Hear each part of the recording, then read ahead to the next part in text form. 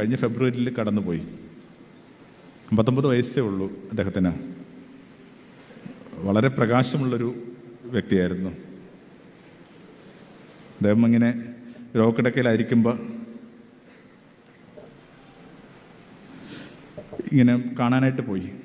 ഞാനൊരു കൂട്ടുകാരനുണ്ട്, കണ്ട് ഞങ്ങളിങ്ങനെ പുറത്തേക്ക് ഇറങ്ങുമ്പോൾ പുള്ളി പതുക്കെ ഇങ്ങനെ ഞങ്ങൾ കൈ മാറ്റി വിളിച്ചു. എന്നിട്ട് അടുത്ത് വന്നപ്പോൾ പറഞ്ഞു, ഈ 3-ാമത്തെ നിലയിൽ ഒരു ക്യാൻറ്റീനുണ്ട്, അവിടെ സാമാന്യം നല്ല ഊണ് കിട്ടും, കഴിച്ചിട്ട് പോകണം. ഇത് നമ്മളോട് പറഞ്ഞ് ഉണ്ണാനായിട്ട് ക്യാൻറ്റീൻ ചൂണ്ടിക്കാണിച്ച് തരുന്ന എൻ്റെ ചേട്ടൻ പിന്നെ ജീവിച്ചത് 2.5 ദിവസം കൂടിയാണ്. 24 + 12. ഇതിൻ്റെ പേരാ ധ്യാനം. ഓരോ നിമിഷത്തിലും ആയിരിക്കുക. യേശു മടങ്ങിപ്പോകുമ്പോൾ പറഞ്ഞൊരു വാക്കില്ലേ, എല്ലാം പൂർത്തിയായി. എന്ത് പൂർത്തിയായെന്നാണ് പറയുന്നത്? 33 വയസ്സിങ്ങനെ ജീവിച്ച് തീരാത്ത, കൊതിയിരാത്തൊരു പ്രായമാണ്. ഒന്നും പൂർത്തിയായിട്ടില്ലെന്ന് മാത്രമല്ല, ഒന്നും ആരംഭിച്ചിട്ട് പോലുമില്ല. ഒന്നും പൂർത്തിയാക്കാത്ത നമ്മൾ സങ്കല്പിച്ചൊരു മനുഷ്യൻ പൂർത്തിയാക്കിയെന്ന് പറഞ്ഞതിൻ്റെ പൊരുളെന്തായിരിക്കും?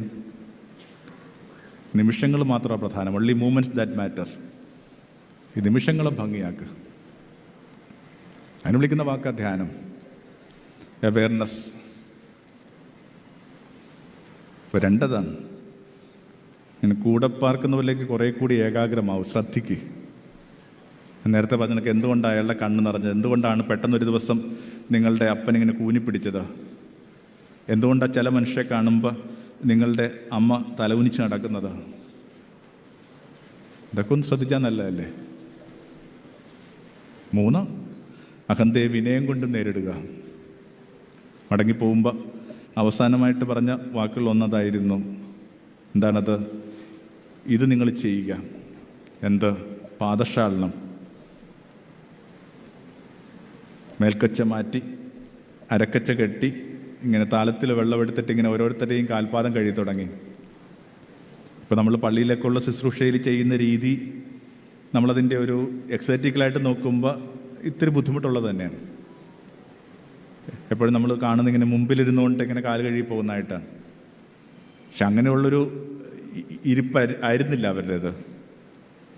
യഹൂദരുടെ ആ ഭക്ഷണ രീതിയിൽ, വിശേഷം പെസഹ ഭക്ഷിക്കുമ്പോഴുള്ള ആ രീതി നിങ്ങൾ വെറുതെ ഒന്ന് പതുക്കെ ഒന്ന് ചെക്ക് ചെയ്ത് നോക്കിയാൽ നല്ലതായിരിക്കും. റിക്ലൈനിങ് എന്ന് പറഞ്ഞൊരു രീതിയാണ്. എന്നുവെച്ചെന്നാൽ ഏകദേശം ഇങ്ങനെ കിടന്നാണ് അവർ ഭക്ഷിക്കുന്നത്.